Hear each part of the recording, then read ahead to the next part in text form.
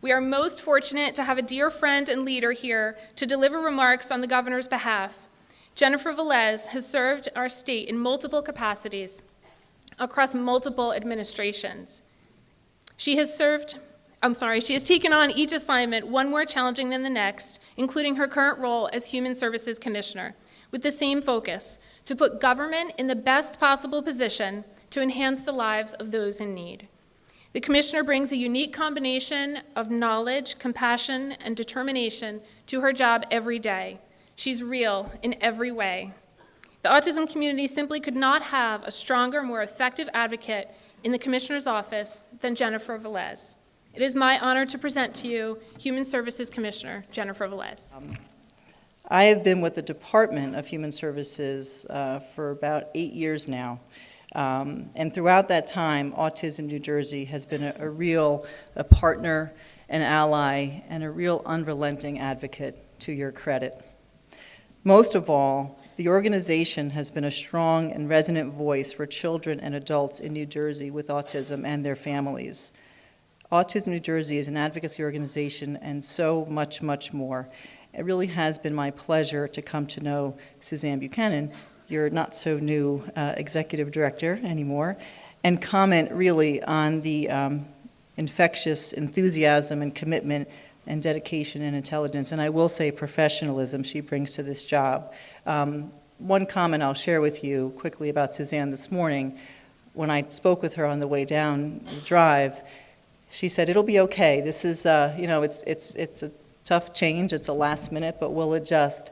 But she said, "But I'll tell you, it's certainly it pales in comparison to dealing with the issues of autism." And she was dead on, right? Like, she's dead on right about this is but a thing. And so the challenges that we all deal with and the support that we all need and require and receive from Autism New Jersey is really what matters. So I just wanted to comment on how professional certainly Suzanne Buchanan is.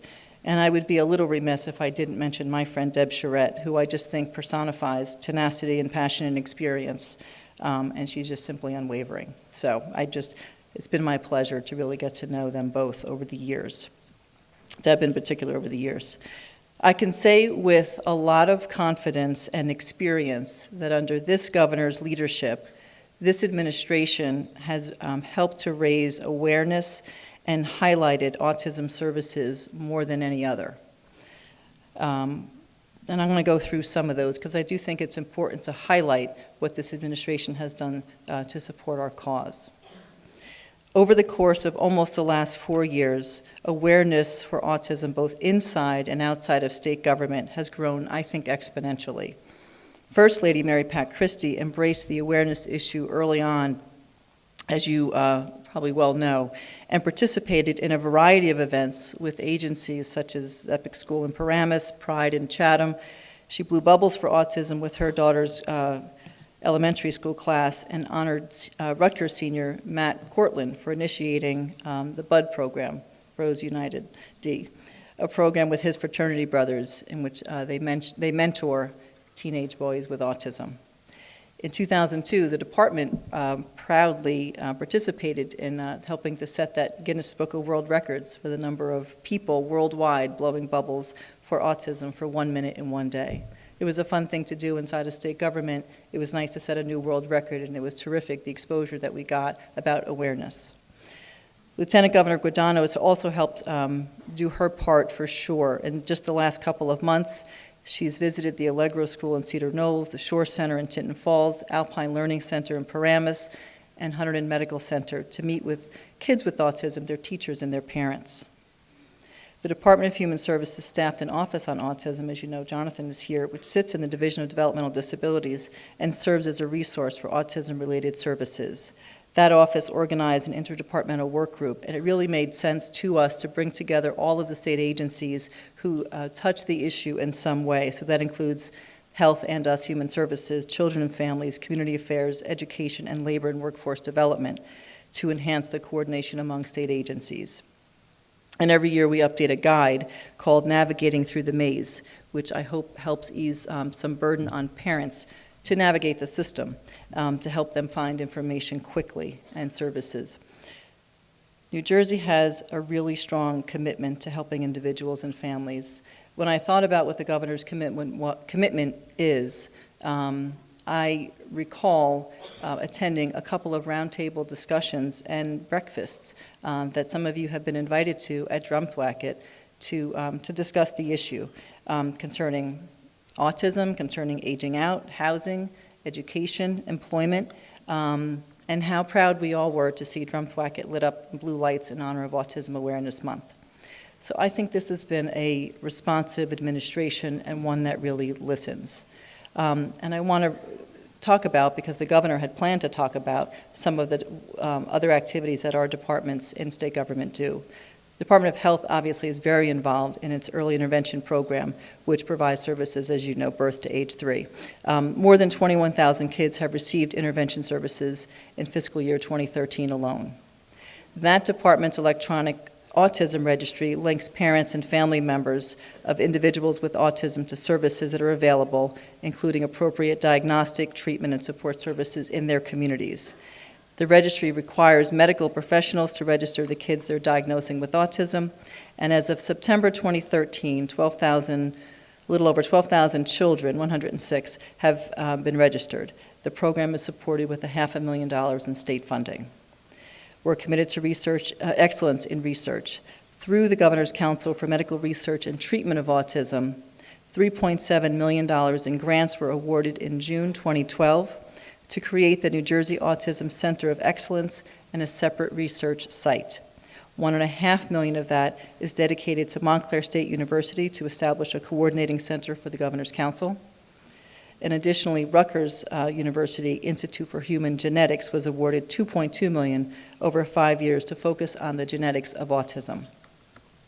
In June 2013, the Council announced another $4.5 million in research grants to 7 hospitals, universities, and medical schools. And they address a variety of projects, including the development of a new screening tool for culturally diverse families, the assessment of transportation needs, as well as an examination of biological markers that may help identify autism. And last year, the governor streamlined services for kids with autism and other developmental disabilities by transferring their services from DHS to the Department of Children and Families, because kids are indeed their focus. And that realignment is now complete, and that we believe in working really hard together that transition has been successful. Bolstering services in the community has been a real priority for this governor, and it's one that he talks about often. Over the last 4 years, more than $100 million in new state funding has been allocated for residential, day services, and support programs for individuals with autism and other developmental disabilities. And we settled an 8-year-old Olmstead lawsuit to secure the rights of people with disabilities to live in the least restrictive setting. In 2010, the governor signed into law the Central Registry of Offenders against individuals with developmental disabilities. We at the Department of Human Services are charged with maintaining that confidential list. It's available to employers to ensure that those who have been determined to have abused or neglected or exploited individuals with developmental disabilities are banned from the workforce in that field. And I never know if it's a good or a bad piece of news to report to you, to anybody I'm speaking to about the registry, that there are indeed people on the list. So as an indication of some of the actions that people take to abuse, neglect, or exploit our children, our brothers, our sisters, it's disturbing, of course, to say the least. But as a measure of protection, the registry is a very positive tool, and we absolutely owe this measure of protection to those who are unable to protect themselves, and it gives peace of mind to their loved ones for sure. This law makes sure that we do just that. Recently, the governor proclaimed New Jersey an employment first state, which ensures that the goal of employment for people with disabilities is the first and preferred option. I have seen and talked with countless parents who have taken this on their own in a very entrepreneurial way as well to ensure that their child will have an employable skill that matches his or her needs and capabilities. Most recently, in this year's budget, the governor committed a $250,000 appropriation to preserve and strengthen the Autism New Jersey helpline through the Department of Health, so that families across the state can have access to advocacy specialists to understand their issues and can help them successfully navigate public and private services. So I think all that I've listed here today are really indicative of this governor's commitment. And I wanted to say two other things that I could tell you sort of on a personal note in the day-to-day working. One is, when we were working through the issues of the comprehensive Medicaid waiver, one issue came up about securing a piece of that waiver as a pilot to help children with autism. And it was a pilot, and it was small, and we need to do more. But the issue was at the time, yes or no. And the governor said, what are we doing now? And I said, we could do a whole lot more. And he said, if this is a start, we need to include this because we've got to start somewhere, and we need to make sure that this population is addressed. So we included that in the comprehensive Medicaid waiver, which has since been approved by CMS. But the last thing I'll tell you about his commitment, I don't often have an opportunity to tell many people. And so I, as Suzanne mentioned, worked for the previous administration, and it's been an honor to serve there, of course, in this capacity at the department.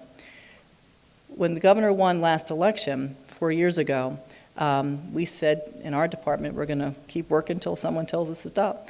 So got a call, and I was invited to go speak with the governor. And I knew him before, but I hadn't talked to him in 4 years because I was working for Governor Corzine.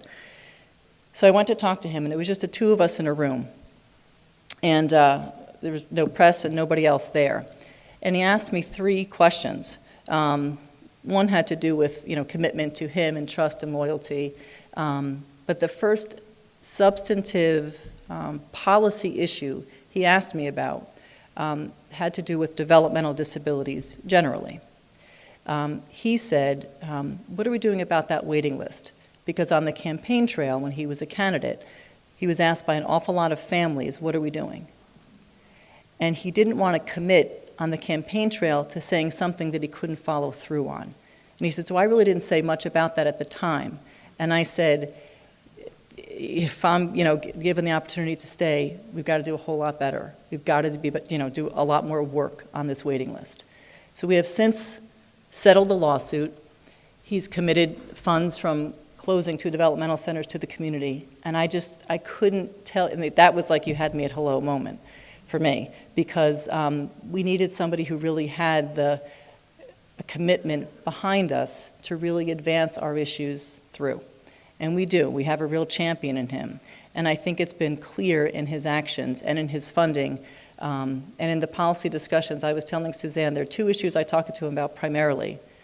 Any issue with respect to developmental disabilities and Medicaid. Those are 2 big driving forces, of course, in the state as it concerns the Department of Human Services. But I wanted to tell you of that discussion with him because I don't have that chance very often to really explain from a behind-the-door setting with him what he really talked to me about, and that was it. So I felt really great when I was asked to stay on because it was something that we really wanted to work on together, and so we have. So I want to just call out again this, this opportunity to talk to all of you has really been a pleasure, and I'm sorry that you were disappointed that he was not here today, but I wanted to really reinforce to you his commitment in the past, and I hope going forward as well. So thank you to all of you, and enjoy the rest of the conference.